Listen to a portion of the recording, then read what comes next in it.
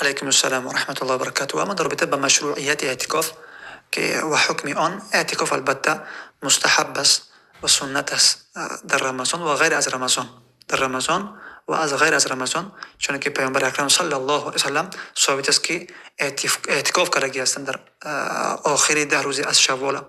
و همچنین عمر رضی الله عنه بر از پیامبر اکرم صلی الله علیه و سلم فرمودند که من در زمان جاهلیت یک نظر کردم که یک شب در مسجد حرام اعتکاف بکنم و پیامبر اکرم صلی الله علیه و سلم فرمودند که فاوف بنذرک، یعنی که به نظرت وفا بکن. پس یک شب در مسجد حرام عمر رضی الله عنه اعتکاف کردند. پس این در رمضان و غیر از رمضان ثابت است و مستحب است.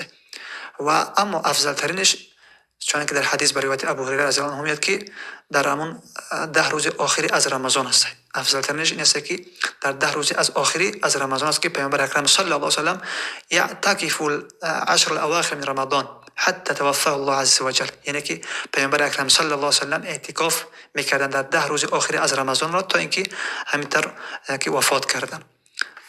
اما شروط اعتکاف که چه شرط دارد؟ البته اعتکاف یکی از شرطاش همین است که در مسجد باشد. شرطای اعتکاف همین است که اعتکاف مشروع نیست الا مگر در مسجد، چون که الله عز وجل میفرماید که ولا تباشروهن و انتم عاکفون فی المساجد، یعنی شما با همسرهاتون مباشرت نکنید، یعنی خانه‌داری نکنید در حالی که شما در اعتکاف هستید و در مساجد. پس یعنی که اعتکاف مشروع نیست الا مگر در مسجد. یعنی پس یکی از شرطهای اعتکاف نیست که در مسجد باشد. بله. و بعض از علما ذکر میکنن که یعنی که اینجا مراد از مساجد اما 3 مسجد هستند. البته یعنی که یکی از قول از علما است و اما در هر مسجد اگر که انسان انجام میدهد اجبا که ندارد. بله، بارک الله فیکم.